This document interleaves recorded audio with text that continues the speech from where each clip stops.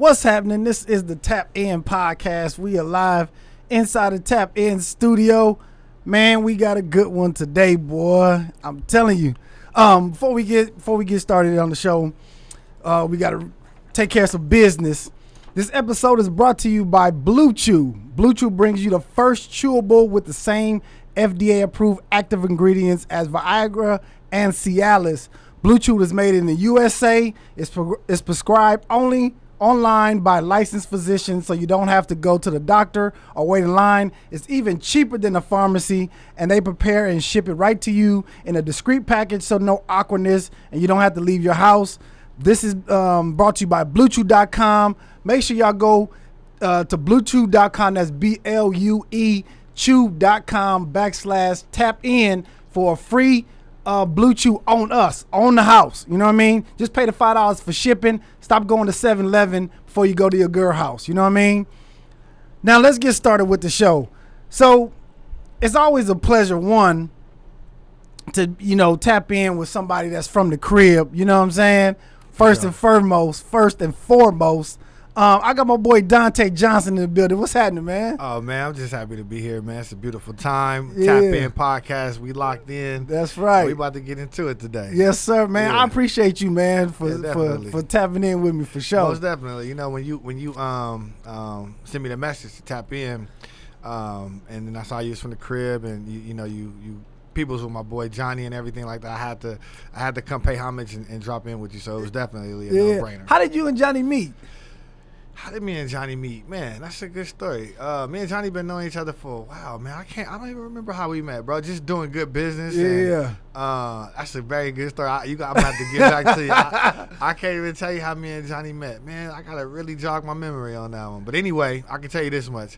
When we met, it was like we was good. Yeah. And we've been rocking ever since. Yeah, Johnny a good dude, man. Yeah, who introduced me to Johnny, man? I got to think about that.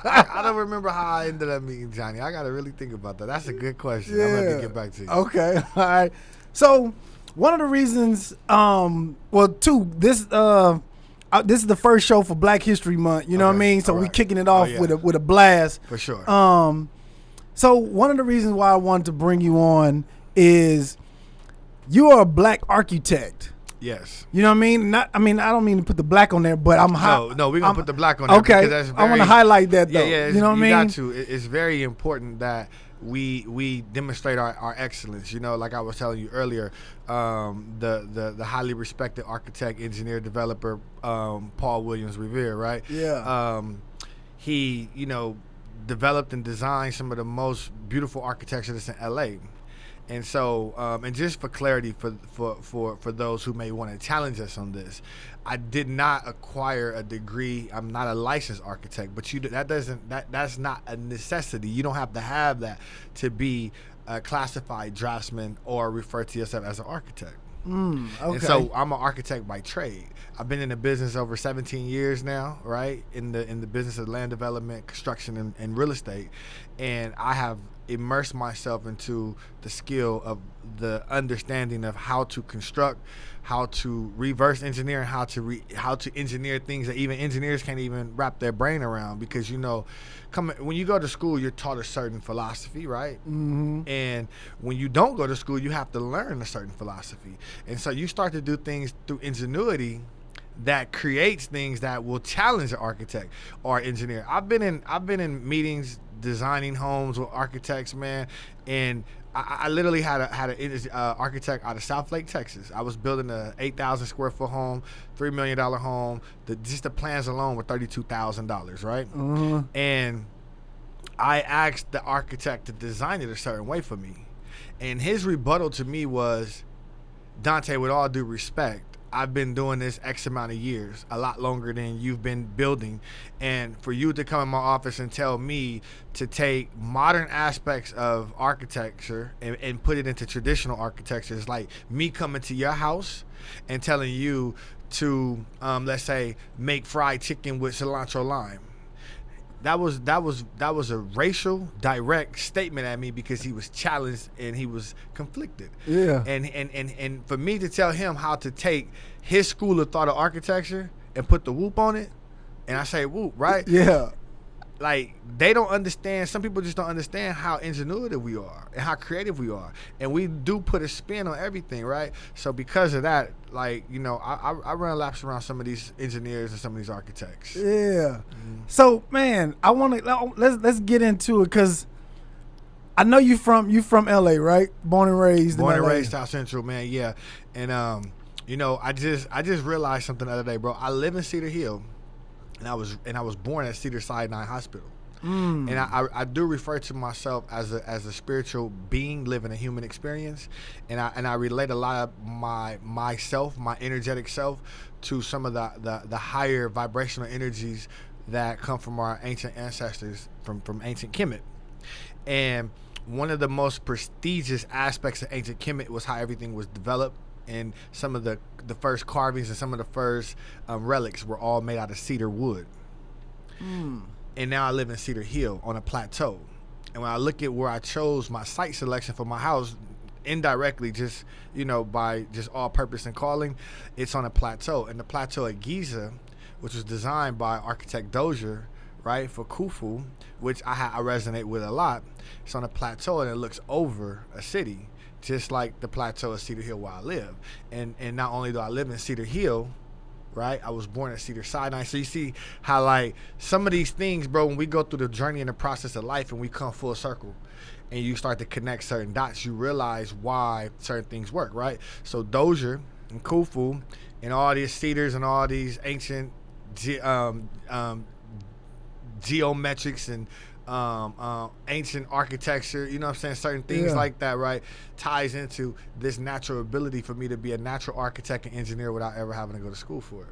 Yeah. So when we talk about being spiritual beings, living a human experience, right, through the Mahat process, right, these ancient ancestors of ours, if basically through the Mahat, if your process of life was in good spirit and in pureness, you can come back and resonate yourself or live through another human vessel, right? Energetically, right?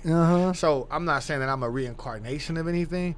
I'm saying that my human vessel has been chosen by certain energies to bring forth things that can promote myself, my intellect, and things that I choose to bring into this existence of this new world that we live in. Yeah. You see how dope that is? Yeah. Shit. God damn. That's deep, man. That's deep. Very deep, bro. Yeah. I you know, sometimes I have to be careful who I talk to and how I talk, because it could come across as like preposterous and dumb as fuck to people. Yeah, but like this dude is crazy, right? But if you step back and you just pay attention to my process, and you watch, if you choose to watch my crazy ass, you know what I mean? If you think I'm crazy, then just watch the art of manifestation and how I can tell you something today and how it manifests in the next 2 to 3 years. Right? Yeah. So that's when you talk about tapping into multidimensional purposes. Yeah. And using your superconscious, right? Versus your sub and your lateral conscious, right? Yeah. Man, because I'm all for that. Like, I feel like I can speak something into existence, where I can say something where I'm just like, I know this is gonna happen. Exactly. And then I don't even dwell on it. And then I look up and it's like, even I know this is a small space right here, but I'm manifesting a way bigger space even when I'm not even here. You know what I mean? Absolutely. Like I feel that, man. Like, you don't even know to the core. I do, because I get it, right? And the mind has the true ability to give you the visualizations that your heart desires, right? And through your fervent faith of that process, all these things will manifest out of the ether into your existence. All we're doing is pulling things down that exist in another time and space. We're just catching up to it. So there's a saying, time just hasn't caught up yet. But all the things that I want me back. And we can collapse decades into days by strengthening our manifestation capabilities. But back to the initial question, bro. You know, I'm from LA, born and raised in South Central LA. Okay. Grew up right there off of Normandy and 39th and the Thumbs, and lived in LA and man, everywhere: Compton, Watts, Inglewood, the Valley, Lancaster, Palmdale. Went to schools in all these different areas. You know, in LA, went to King Elementary, Fauché, Audubon. Then make it to high school in LA because we moved up to the Valley. I went to high school in Palmdale. Then ended up in Bakersfield and went to high school in Bakersfield. Graduated high school in Bakersfield. Okay. Did a little bit of college in Bakersfield and in Santa Barbara. And my mom ended up passing to a tragic car accident around that time when I was in my college days. And I had two little brothers that, I had to take care of because their father wasn't, wasn't in our lives really like that. My father died when I was, young. So my mom remarried. I had a stepdad. Okay. And so my two brothers' dad, when my mom passed away, like he wasn't there to be like, okay, I'm gonna take your brothers, and I was grown, what I mean? I was already living my life, and then so I had to basically become mom, dad, and brother and homie. Yeah. And so, bro, I put my brothers through high school. Put one of them in the military. One of them went to the pen.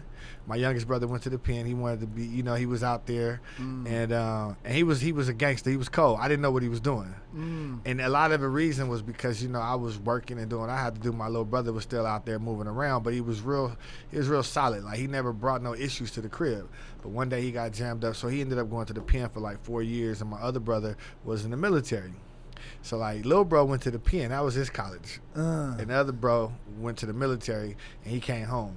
And so to this day, man, me and my brothers, we still thriving, we still doing good, man. And it's unfortunate to lose a parent, to lose your mom, but I would say that in absence of her physical presence at the time, it saved my life, truly. Coming from LA, dealing with some of our circumstances, some of our sphere of influences, a lot of things that I probably would have done if my mom was still alive, you know what I mean, that I was doing at the time before she died. It probably would have incarcerated me for life, or would have took my life one way or the other. So on one hand, I'm grateful that I had that experience because it shifted me. And on the other hand, I'm still grateful that God gave me the time that he did to learn from her and have that experience to, to carry on. So, So how did you go from, I guess from that being the responsible person or the parental figure to moving to architect? Like, how did you get? Were you a drawer? How did you transition? Got you. So no, I wasn't. At the time, bro, to be quite honest with you, I was hustling, bro. I was working at Aaron Reynolds delivering furniture at the time, and my grandfather was a big gambler, and I learned how to shoot dice real early. So I used to always shoot dice with my paychecks, and I used to flip my paychecks, and that's how I substituted like my little $500, $600 2-week check to take care of my brothers. Cause I turned that into a couple of bands, right? And sometimes I lost my check, I got cracked, right? And so what happened was, man, I was getting to the point where I was jacking, I was hitting licks, and I was pimping too. So yeah, I was pimping, you know what I'm saying? And that's a part of my history, my backstory too. All of my sphere of influences growing up were pimps and hustlers. My dad was a pimp. All my great uncles was pimps. All of my cousins that were their kids were pimps and players and hustlers and gangsters. So I didn't. My sphere of influences wasn't positive in the sense of like go to college, get a good job and get married. Nah, it was like, look, nephew, this what you gonna do. This how you gonna get to it. Yeah. And even all the ladies in my family, like my mom, my aunties, my cousins, all the ladies, like they come through that life too. So they dated and was with all the gangsters and the pimps as well. Okay. So that was my sphere of influence. So I had all these different things going on, right? All these different aspects of how to survive, right? And by God's grace and his mercy, man, he had a different plan for my life. That's what it is. And so my girlfriend at the time, her mom saw the greatness in me, although she was able to still see the mischief, right? See past the mischief of this young man who was dating her daughter, right? Now, these were very prominent people, very influential, pastors, right? And business people, right? My girlfriend's parents. But they still saw in me what, someone else couldn't. And she told me one day, she said, Donte, I think you should get your real estate license. It'll help you like in your life because you have a great personality. You have a business mind. And she said, I just see that for you. And she was a prophet as well. And for me, I'm one of those kind of people, man. Like, if you tell me something, I'm gonna explore it. So the next day, and because I trusted her and I believed in her because they were successful, I always believed in them, right? I did what she said. I went and got my license. Now, at the time, I was, like I say, I was delivering furniture, bro, right? And I went and got my license. So I'm about 20 now.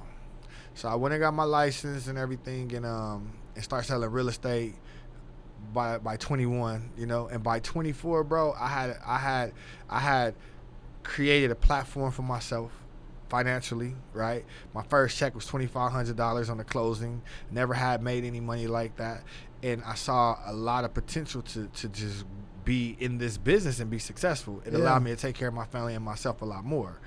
And one of the things that got me into development was that when I was selling new construction homes, I just saw all white people building and selling. And even in my office, I was the only black person. And the other black person there, he was one of them, like, whitewashed black dudes, right? That I just couldn't relate to. Never really fuck with the dude, right? And I just saw, like, this was the route that I should go. Being a hustler, too, right? Always want to get more, right? And take advantage of the opportunities that exist. I was like, I don't have to just sell. I could build. And then I could create this platform.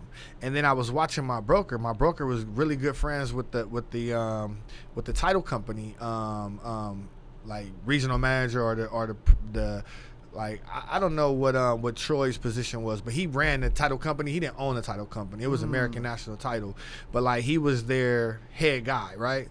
And I saw how they was doing business, and I was like, okay, when I meet a guy in title and we become friends, I know that I've made my mark in real estate. And then from there, I know that I've become successful because I have a friend that owns a title company. I didn't know he was going to be black. I just knew I needed a friend in title because I saw my broker had a friend with title and everything else worked, right? Title brings everybody together because everything goes through title, right? Yeah. And I always tell Johnny, it's like one of our little funny things. Like, bro, I was successful because I have a friend in title. Yeah. And I always knew at like 25, like, when I find a friend in title and we buddies, like, I'm gonna be successful. Yeah. And so my success is not measured by that friendship, but that friendship can bring so much more new measurement to my career, my path, because of people like Johnny that I know, you know? Yeah. So, okay. Yeah. So you go from being a real estate agent, your first build, what was that like? Like, because once you realize, okay, I not only could sell, I could build too. What was that hurdle, or that you had to get over to, like, you know what, I don't know nothing about building right now, right? But now I want to start. What was that like? So what that was like was I had a client, right? So even though I was selling real estate, like residential, I got into the commercial side and the multifamily side as well. At like 23, bro, 24. Golly. So I'm still broke, but I'm making checks though, right? I ain't got hundreds of thousands of dollars. So that ingenuity and creativity, that how to survive in South Central mindset, right, kicked in. So I had a client. He was a doctor. He was a physician at the prisons in Kern County. And he had a portfolio of investment properties. And how did I get Mr. Andrew to be a client? I don't remember. But I ended up selling a property for him, and then I realized his portfolio had all these multifamily units. That was the first time I ever sold like 30 apartments at one time, and, you know, a fourplex times 6 at one time.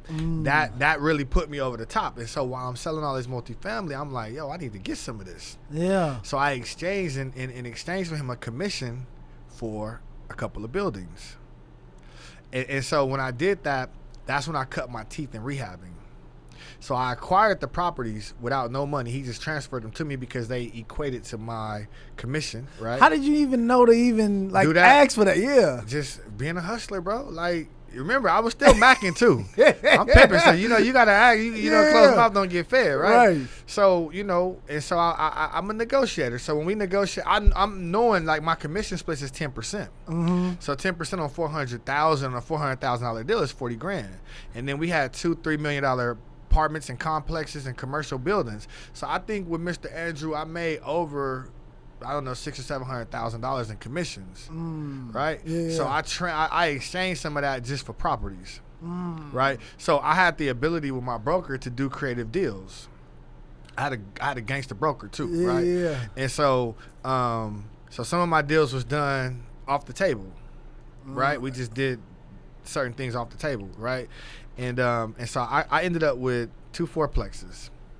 And so that's how I cut my teeth in rehabbing, and then that's what taught me the introduction to just changing out paint, changing out sheetrock, changing out doors, changing out windows, paint, fixtures, all these things. And then from there, it just duplicated itself for another year. I did rehabs and flips, and then I ended up getting into a situation. One of the homies got jammed up. We had a little situation, and it was like life or death, and I had to make a decision.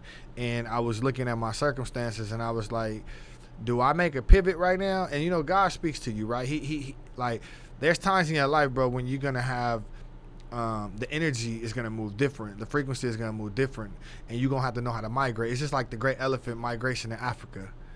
When the desert rains come to the east, like, they migrate thousands of miles to the water. The elephants? Yeah, the elephants do. And it's an instinctive shift. So, like, right now I'm going through this same season right now in my life, literally right now, that I went through years ago. But it's a constant one. It always happens in my life, right? Where instinctively it's time for a shift. But certain circumstances promote the shift, because otherwise you're comfortable in your winning space, right? Right. Because you be winning, right? There's no need to change. Not that you become complacent, but things are just going good. Right. There's no reason to shift. Right. But for me, I've identified that God in my life will create a circumstance that will take all the things to silence and to stop. And it's like, what's going on? Initially, in my immature stages of understanding this, right? And I wouldn't understand, like, why shit just stopped out of nowhere and why things just start happening. It's because he's getting ready to pivot you to another level. And so he'll create circumstances that forces you to make forced moves. So he put me in a triple homicide situation that was a forced move. Because if it was just something light, it wouldn't have been a forced move. So it instantly, bro, you already instinctively know what to do, though. And before it happens, all the things that you're supposed to do have already come to you. It's just now you're going to remember, or it's going to click, and it's like, I'm going to do this. So it's like the book, The Alchemist. All the things that you need in life to move forward are already within you. You have it all. How do you choose to be receptive to it and pull it out and identify it is up to you. So at the time, I had a homeboy, bro, that kept bringing me real estate books from Texas, because he was the truck driver. Same dude that packed all my shit up in Cali and moved it to Texas. He was running 18-wheelers. And he used to always be like, D, you need to go look at some real estate in Texas, bro, because they selling 5,000 square foot houses for $200,000. I didn't care about what he was talking about. I saw it, but it didn't make no sense to me. Like, I never thought I would live in Texas. Nigga, I'm from Cali, right? So when this happened, it was perfect timing. And it happened, and I was sitting around, that book was on my counter. I said, you know what? No, I'm gonna tell you what else happened. My mentor, his name was Dan Shaneyfelt, one of the smartest white men I ever met, and he used to always tell me, I know you want to be a developer, Donte, you should go to Plano, Texas. So I Googled Plano, and Plano looked so, boring at the time. This was back in 2004, bro. At the same time, my mentor in the real estate business is telling me to go to Plano when I decide to become a developer. And my homeboy is driving these 18-wheelers cross country and bringing me real estate books back. So God was already planting seeds of hope for my life already. He was already giving me the path, right?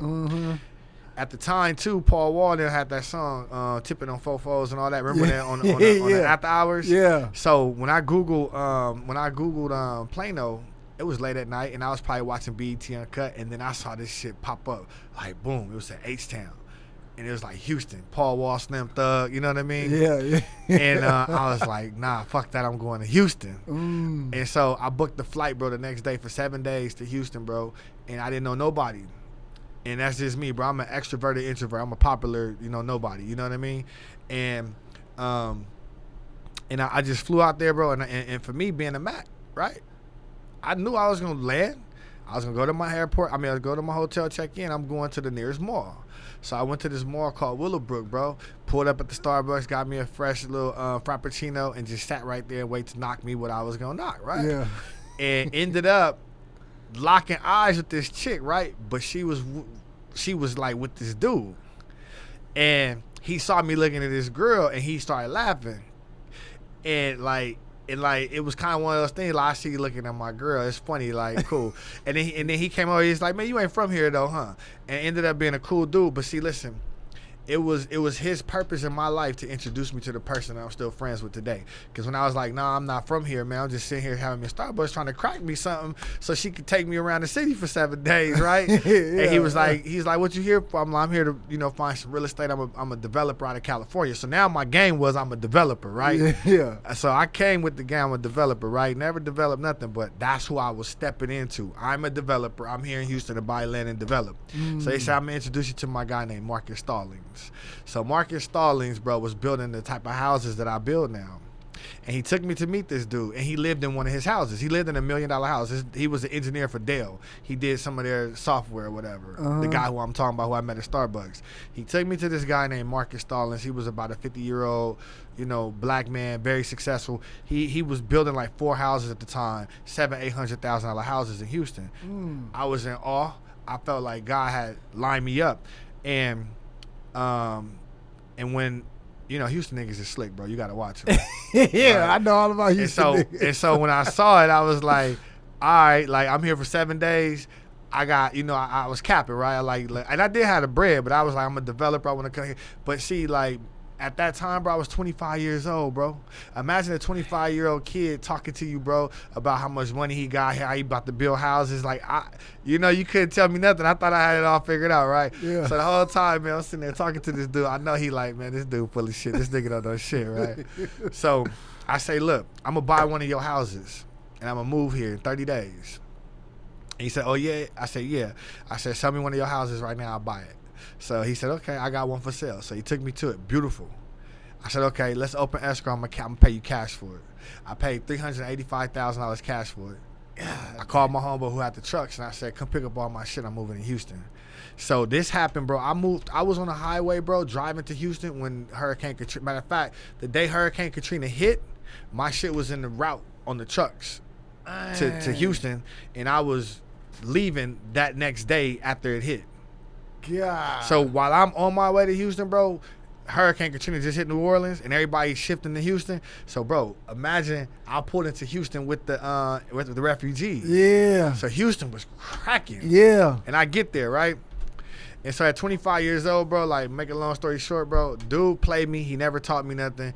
He, like, finessed me out of $85,000. I still bought the house, but I paid for, like, some other stuff to happen to help me get into the game. And I never seen him again, never knew who he was. But then by that default, I ended up meeting my best friend, Jarvis. And one of my best friends, and me and him been rocking for the last 15 years.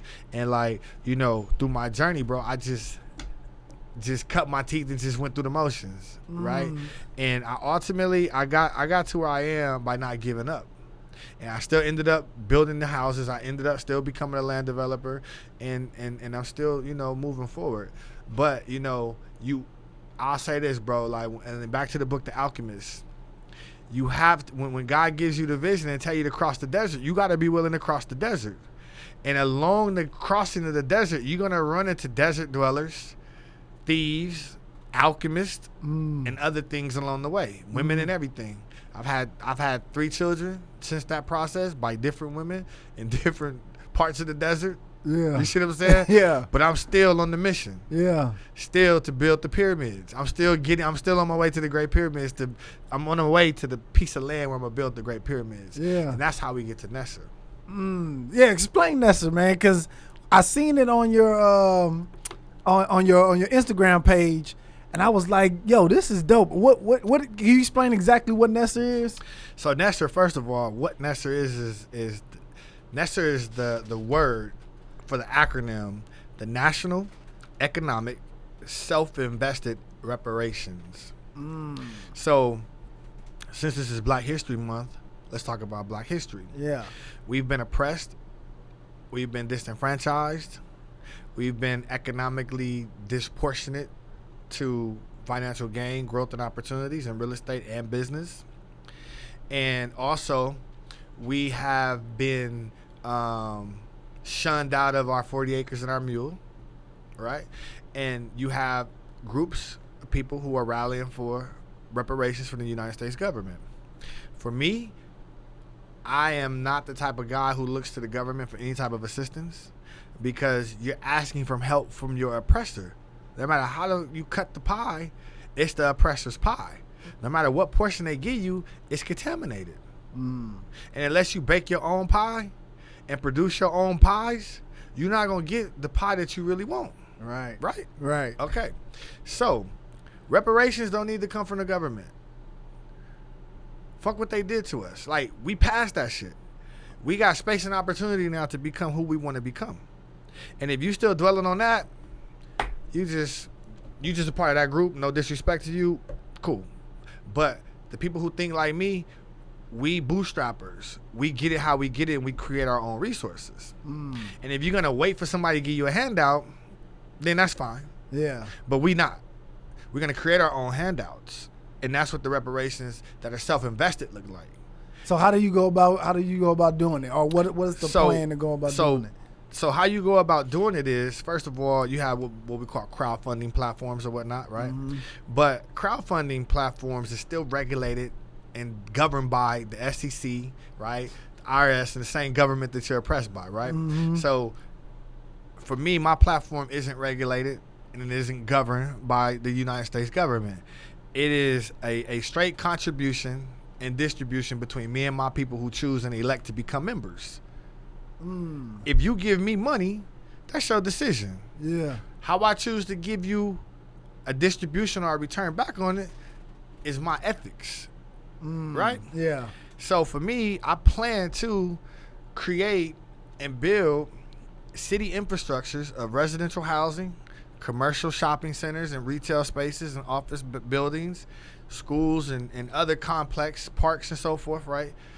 For our urban black community of people who choose to align with us at $400 a member entry fee, right? To become a member, right?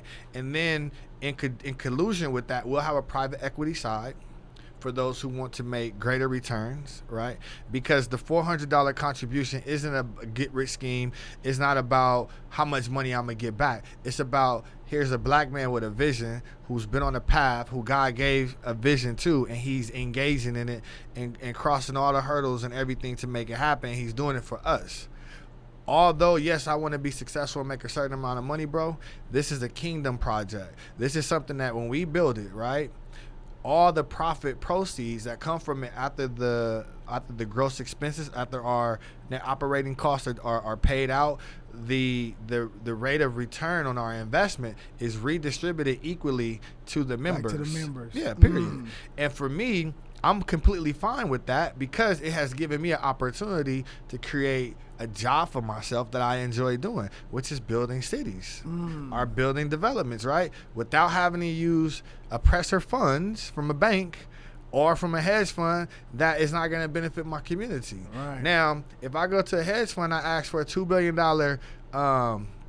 loan assumption for a development like this, right? They'll give it to me if I can pencil it, right? And it makes financial sense and I have equitable contribution to it, right? And guess what's going to happen? Like, all the profit is going to go back to my oppressive counterparts' pockets and to their families and enriching their lives, right?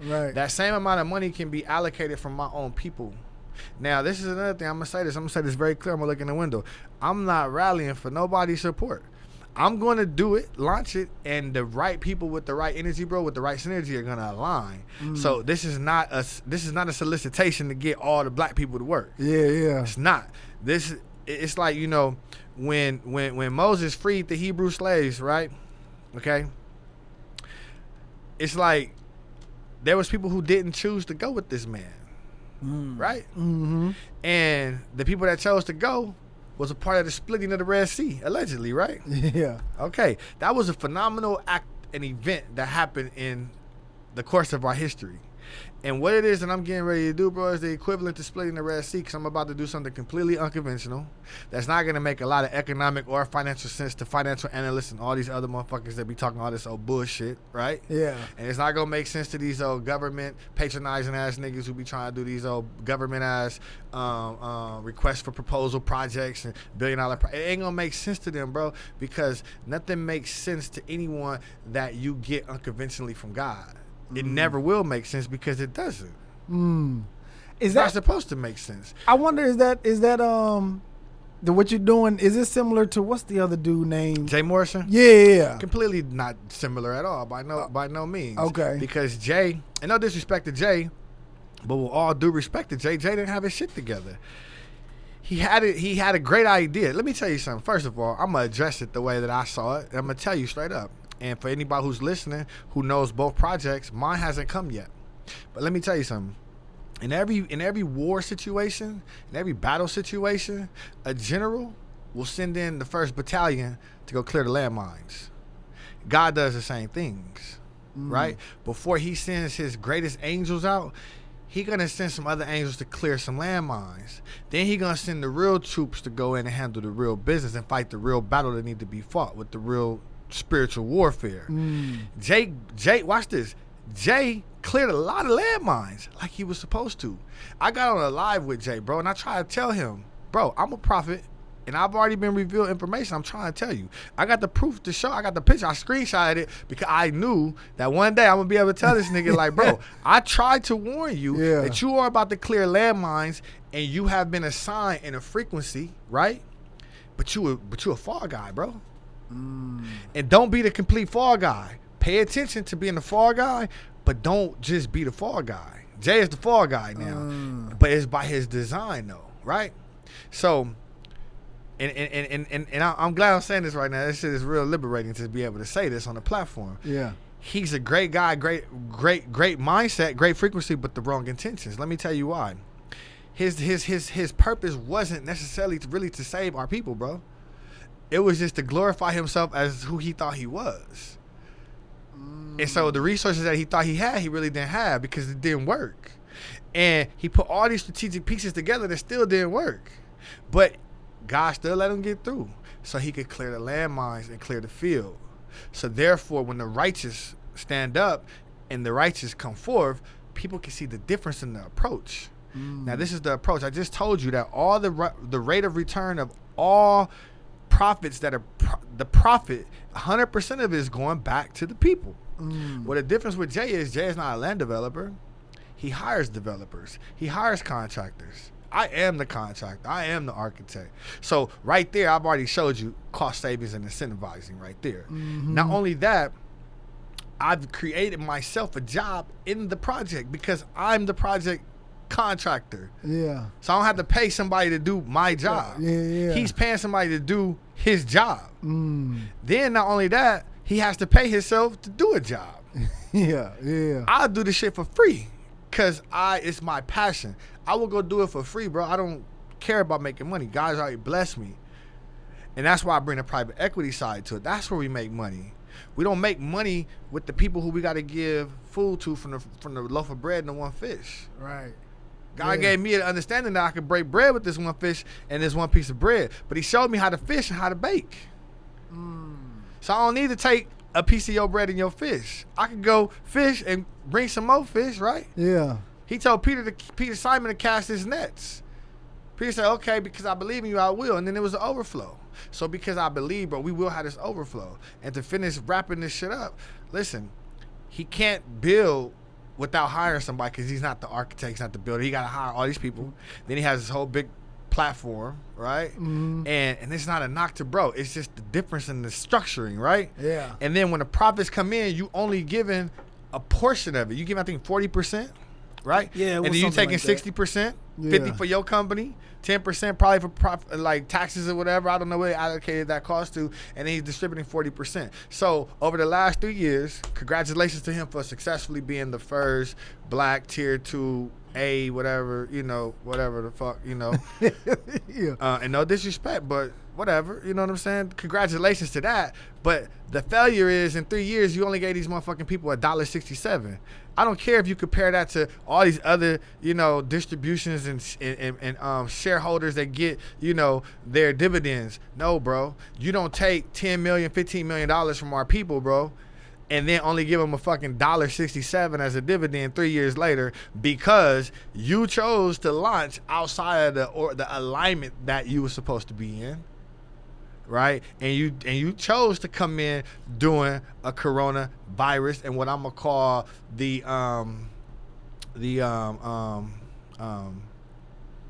what they did to us? They put us in quarantine. Quarantine, yeah, right? Yeah. You came in under the quarantine, bro. You came under the fire. You came under the judgment, right? You came doing judgment. See, if you break down quarantine, I don't know if everybody ever did this.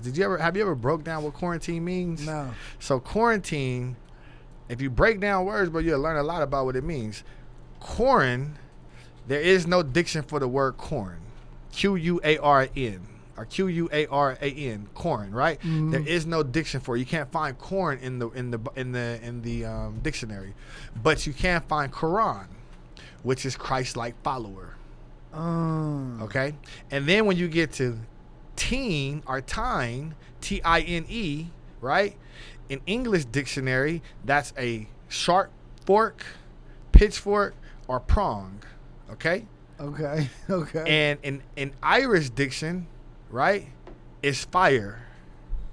So when I say prong, pitchfork, and fire, who you think of? Devil. Okay. When I say Quran, who do you think of? Muslim. Most High God. Okay. Allah, Most High God. Not necessarily Muslim, but let's say Muslim, right? But we talking about Allah, the Most High God. Okay. But the Most High God is still a Christ follower, right? Mm-hmm. So even though we got Jesus and we got Christianity and we got Muslim, they're both Christ-like followers. What is Christ? Christ is not necessarily just Jesus. Christ is consciousness. Being Christ-like is consciousness. Okay.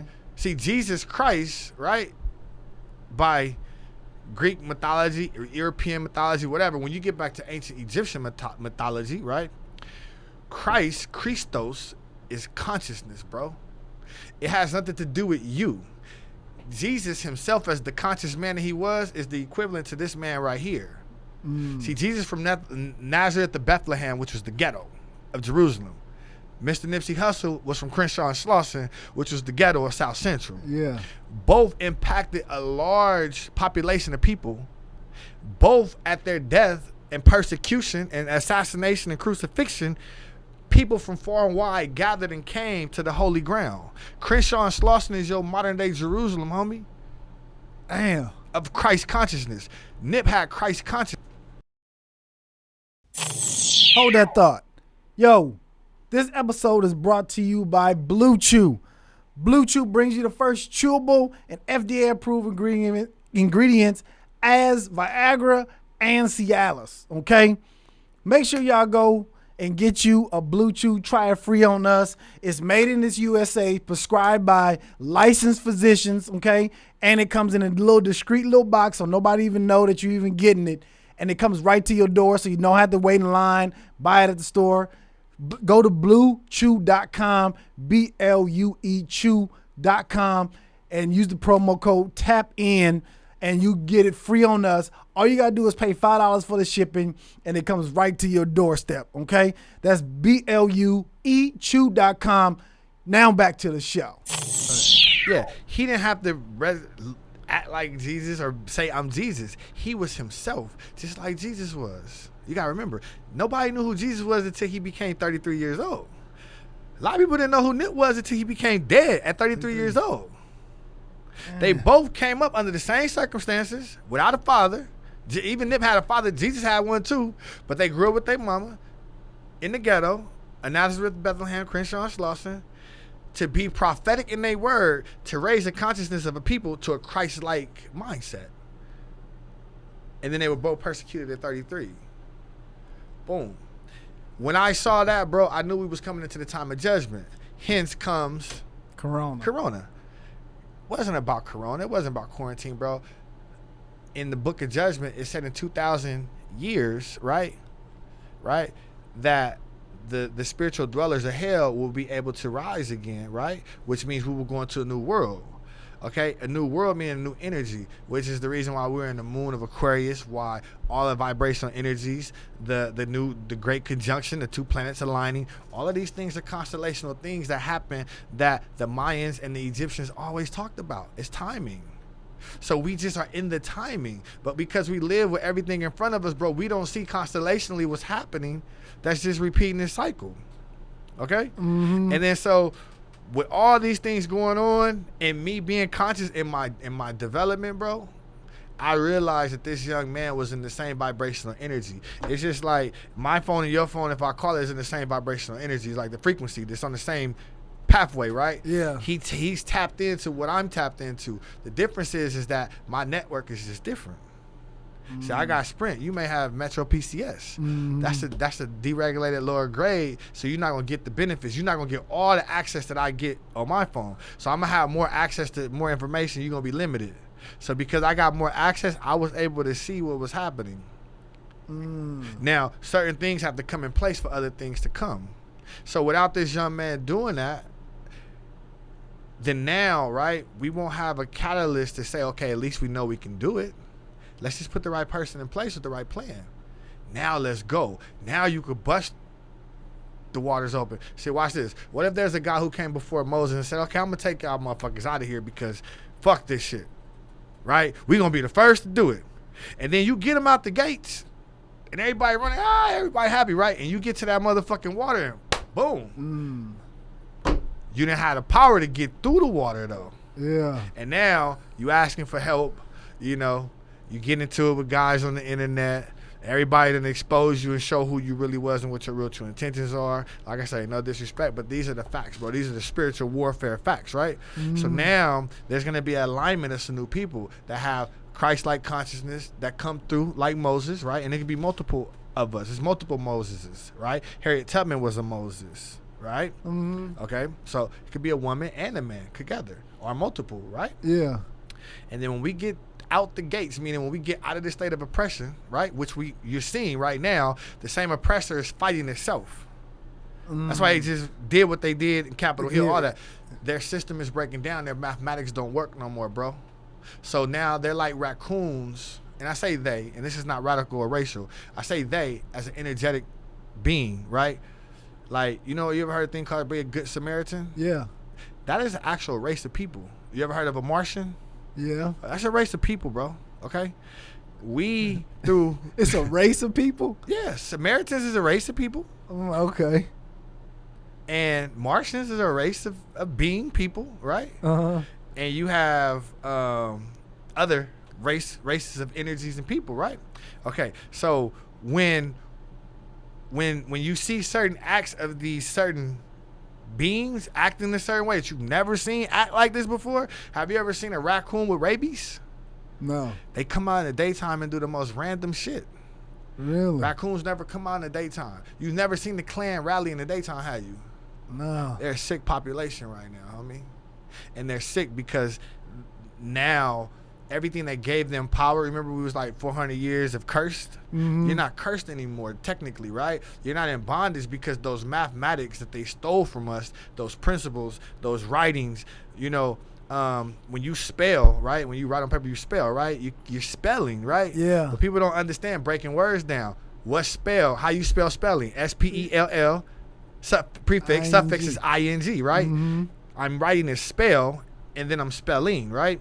So when they wrote their text, Bible, proclamations and declarations and all of these writings, they were spelling, right? And they were using things like Masonic orders and other things like, you know, other things that mean something to us that they were leveraging the power of. And it's all consciousness, bro. Like, we've been calcified and dumbed down. So energetically, bro, like, if you don't have no frequency, you don't have no towers, right? You can't beam your information. So the more of us that can come together collectively and raise our consciousness, then we can start to create force fields and energies that make shit thrive again for our black people. But we've been dumbed down, calcified, right? Pineal glands not open, not wide. And so our towers, our own internal towers are down. Mm-hmm. We can't even communicate with each other. It's just a bunch of frequencies that's not in alignment. That's off, right? Yeah. We didn't build Egypt like that. We didn't build our great civilizations like that. So now we're in the era of rebuilding great civilizations again.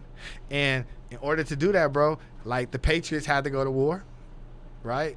Some of our black people gonna fall at the hand of their own sword because they gonna cast shit that ain't gonna really truly help our people. It's supposed to help themselves, right?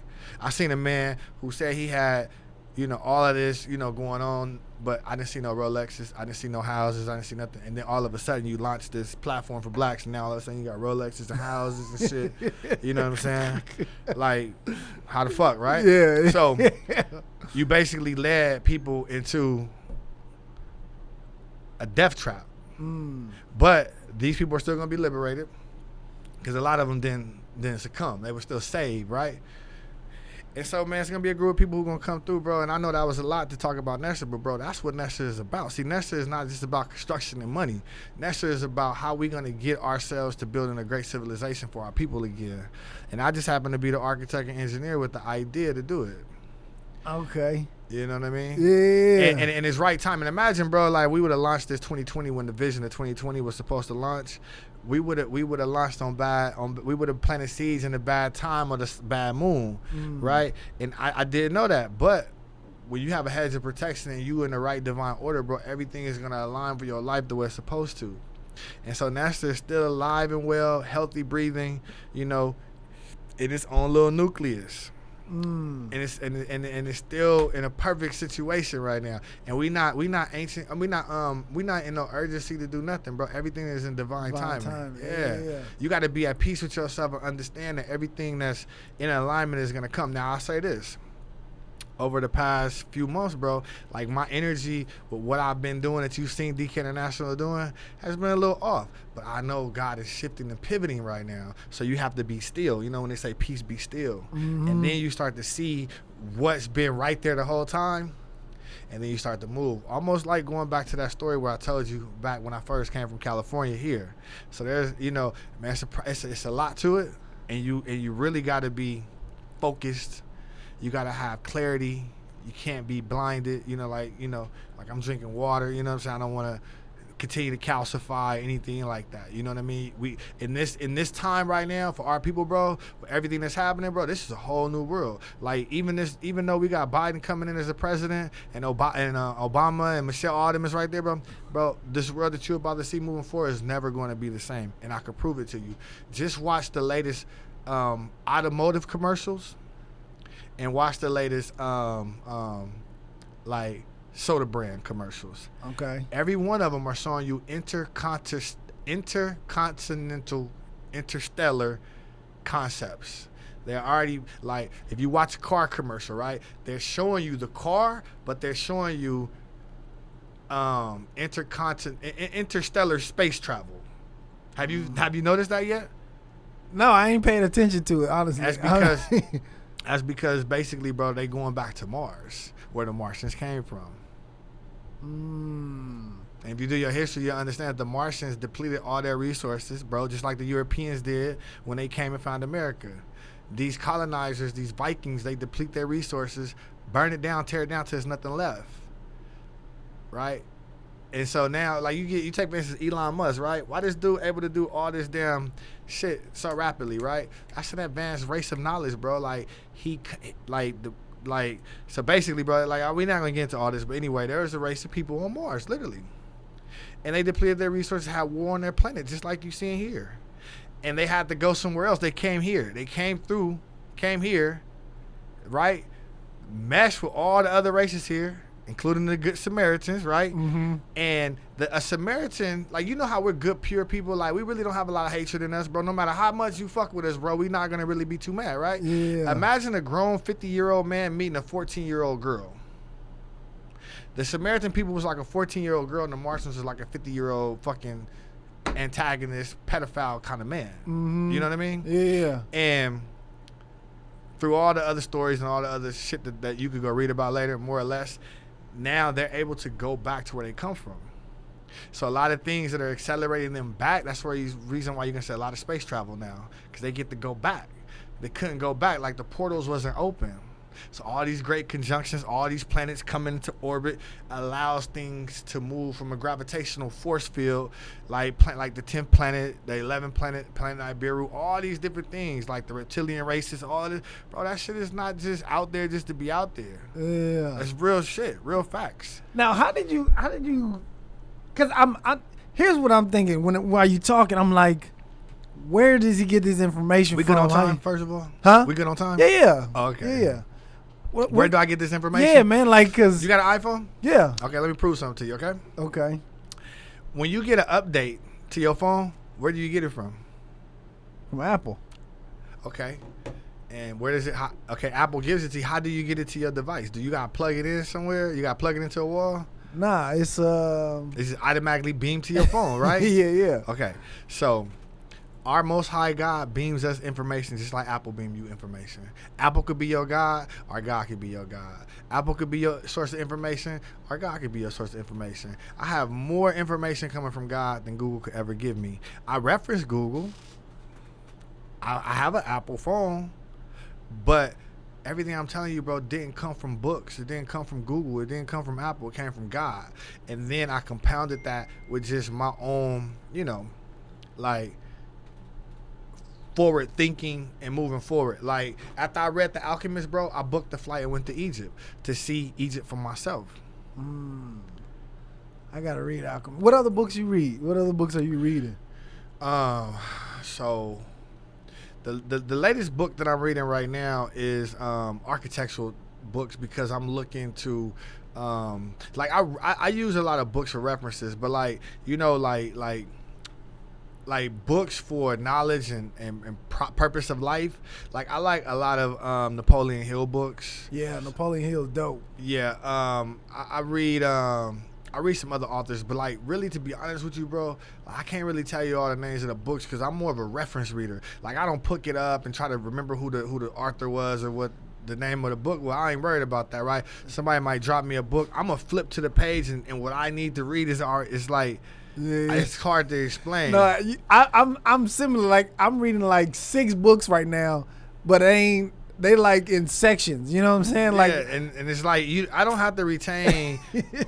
Like, I'm not like a scholar like that. Like, I don't remember this author and the name of this book, but like, there's certain books that I will remember because I know how it pivoted me. The 3 most important books is Napoleon Hill, Outwitting the Devil. You know what's so crazy?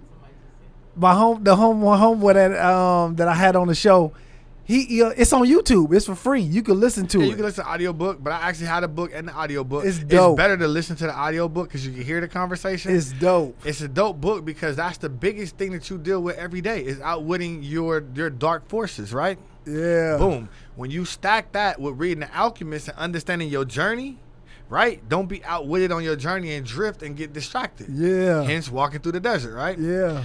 And then stack that with other books like Think and Grow Rich, other self-development books that you may come across or whatever. Yeah. And whatever other resources about your specific industry or trade or philosophy or mindset that you're in, just tap into just different aspects of it. I really can't tell you, bro. I have no structure to how I do what I do. I just do it. Yeah. Like, I've never built a skyscraper, homie, but I'll tell you, I'm about to build skyscrapers. Never built one. Right? Yeah. I don't have to build one to know that I could build one. Yeah. You know what I mean? Yeah. You understand what I'm saying? Yeah. So what I do, right? I'm not gonna go work for a company. And I'm not going to go read a whole bunch of books on skyscrapers. I'm just going to position myself next to the buildings that I want to build and look at them and understand how it works. And so what I do is I just go where skyscrapers are being built, and I just watch what they do for months. So you going to New York? No, I don't have to even go that far because, like, I don't like New York. They building skyscrapers all through Texas and California right now. Places that I travel to, yeah. Oh shit! And when I say what's a skyscraper? Yeah, exactly. And when I say skyscraper, let's understand. Like, a skyscraper is what we call a tier 1 commercial building, right? And that's 40 stories and above. Okay. And And then it also refers to like the pilings, like the type of foundation and the piers and so forth, the structuring of the structure, right? But I just say skyscraper because anything that is towering, right, is a skyscraper to me, right? It doesn't have to mean like it's like an Empire State Building in it, or like buildings in Dubai that reach so many kilometers and so many feet in the air. Nah, bro, like for us, bro, me and you, where we come from, bro, if we build a commercial building that's 10 stories, nigga, that's a skyscraper. Yeah. You feel me? Yeah, for real. So my first structure that I'm gonna build is probably gonna be somewhere around 40 to 45 stories. That's a skyscraper to me, homie. Period. Yeah. I don't give a fuck if the motherfucker was 4 stories. Like, that's a skyscraper. Nigga, we touching the sky. And through the laws of real estate, when you acquire a piece of land and you hold the air rights to that space, you in the sky. Yeah. And you can go up. Yeah. So whether it's 10 stories, 50 stories, 100 stories, it don't matter, bro. Like, I don't know nobody where I come from ever built nothing that tall. It's a skyscraper to me. Straight up. Because I can get up there and touch the sky. Yeah. But yeah, there's legal and ordinance, principles to what classifies it as a skyscraper and who's built the tallest buildings and so forth. But man, listen, these guys been building, their families and their resources been building for a century, bro. Like I was on Clubhouse the other day, I met a guy on there named David, I can't remember his name, but he's a developer out of New York. He's built over $2 or 3 million square foot of commercial properties. But his family has been building for a century, homie. That's over 100 years. Yeah, nigga, do you know if my family been building over 100 years, bro? I probably wouldn't be sitting here talking to you because I wouldn't have nothing to talk about. Right. I'll probably be rich as fuck somewhere just doing projects and. Probably, no disrespect, but somewhere laying on the beach, getting my balls played with, and just living life, right? Yeah.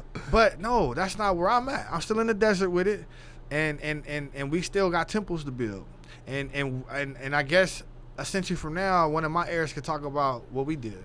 You see what I'm saying? Yeah. And let me put this. Let me hit you with this one right here. This one dope. I always like hitting people with this one.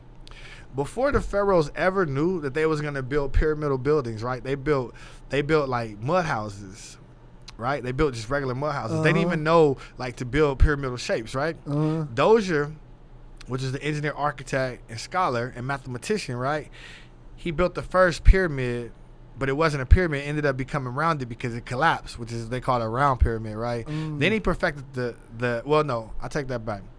They did the stair pyramid, the round pyramid, then they perfected the actual, perpendicular pyramid with actually 4 sides and not 3, right? But if you pay attention and you look, the Mayans, the Chinese, and the Aborigines, they all had stair step type structures, pyramids, right? That's where the last technology reached them. The newest technology was the last ones that were built in Egypt and on the plateau of Giza, and after that they stopped building pyramids and they went underground to the Valley of Kings. They didn't even build pyramids anymore, right? So that was just a season. It was an era, but that was the most pivotal time because of how the alignment worked. And after that alignment went away. And watch this, check this out, bro. If you go and you look at the hieroglyphics in these buildings, you will see water signs. You know what a water sign looks like? Like on your, so you know like emojis are hieroglyphics, right? Yeah. Okay, so if you type in Aquarius, it'll show you the Aquarius water sign, right? Yeah. So in the pyramids, bro, they built that in the Aquarian moon. And then after that moon, bro, that is when we went into the Paian age. And we just came out of the Paian age. The Paian age is the Pisces age, right?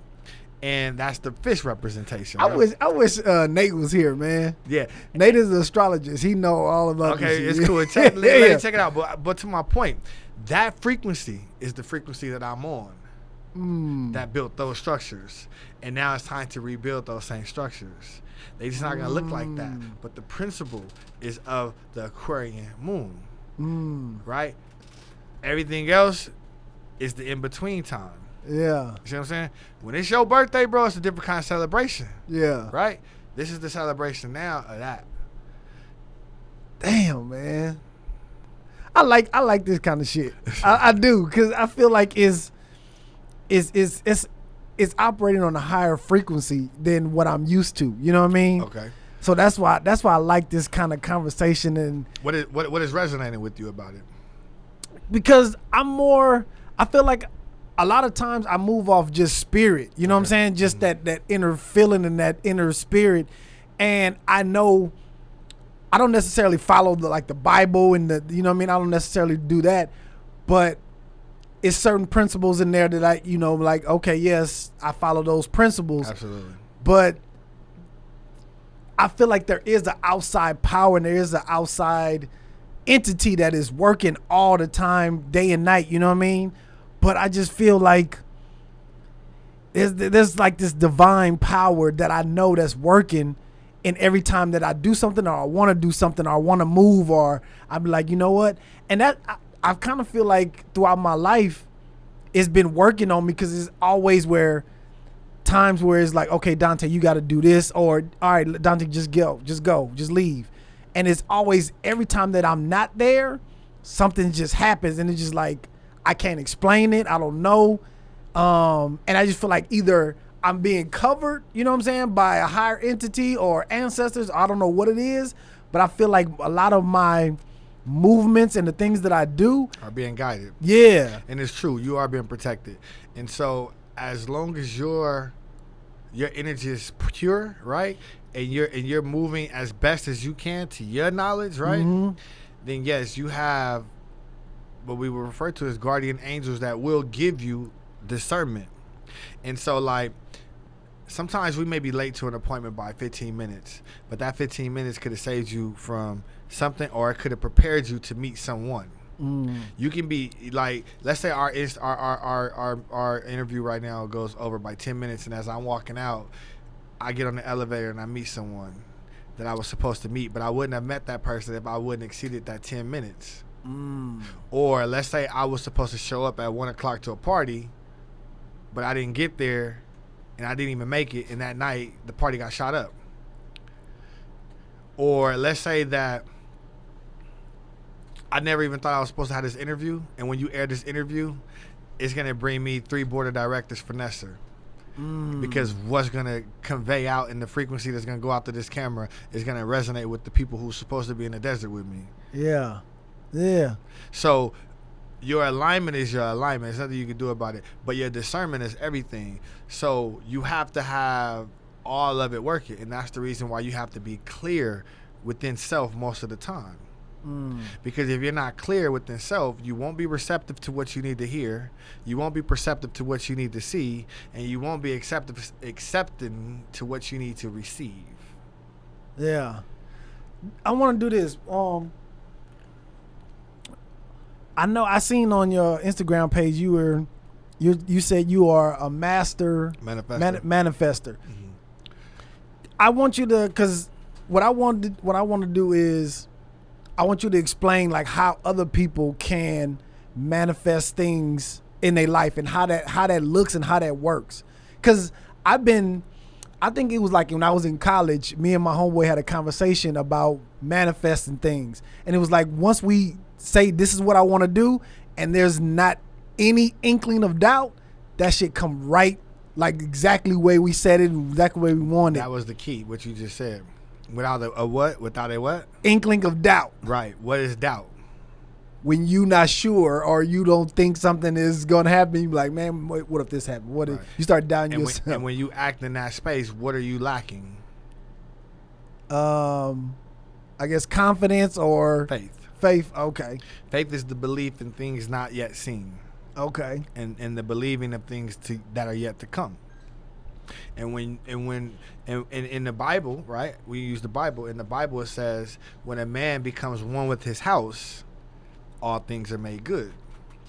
And what that means is your house is your temple. Your house is your body, okay? And when the three coming together, right? The mind, the body, and the spirit. Okay. There's nothing that can stop that. There's nothing that can get in the way of that. The mind, consciously, subconsciously, superconsciously, gives you all of the information from the download. Boom. Okay? Okay. So we're going to use N.E.S.I.R, for instance, okay? So I didn't create N.E.S.I.R. Remember, I grew up where I grew up. I got into real estate by default. I moved to Houston and called myself a developer until I manifested becoming one. Now I'm a developer, right? Okay. Nobody in my family was a developer. Nobody in my family taught me real estate. I didn't go to school for construction. Nobody really mentored me through it. But I am a developer now. Okay? Yeah. All right. I manifested that. Now, through all of this due process, now I'm about to build little micro cities, right? What we call city centers, right? Like Shops of Legacy, okay? The Staples Center. And in Houston or somebody, you know, City Center West, or any little small community place where you can go eat, dine, have an office, have a mall, and it's like a nice little place. You know, these are these little micro cities, right? Okay, now I'm moving from that to, I'm moving from little houses to big houses to $1 million houses to that, right? And the idea came because it resonated through my superconscious. My subconscious dwelled on it, and my conscious mind gave it light. Okay. Then my body wholeheartedly agreed with it, and my heart felt passion and compassion for it. So through that, I'm faithful that it will happen. And because of that, I can sit here right here and tell you, bro, I don't have none of the money yet for it. I don't have all of the people yet for it, right? But we're talking about it. We're putting it out into the ether, right? The ether is the super space, right? And because of that, bro, I have given you a vision. You want me to tell you what it looked like? Yeah. So, like, okay. So, first, the center point is the 40-story skyscraper.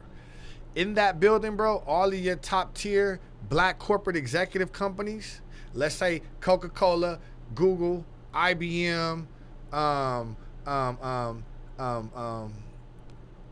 Goldwyn Mayer movie studios, okay? Firestone tires, right? And I'm gonna even use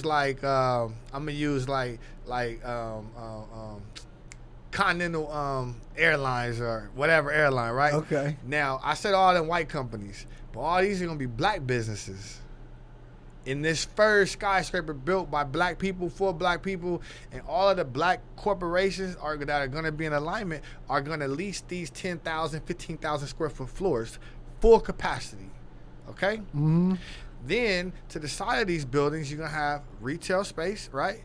Like where you would go and buy, like let's say you got Champs, Victoria's Secrets, right? The candle store, the clothing stores, all the little retail around it, right? Boom. Yeah.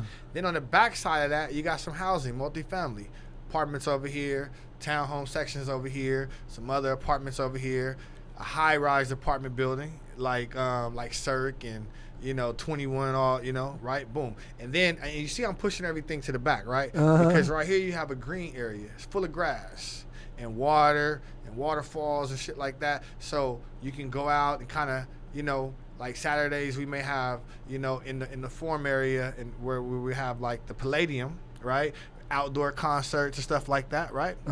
And to the far right over here, there'll be a new neighborhood going up of entry-level homes, 350 all the way to like $600,000 homes, right?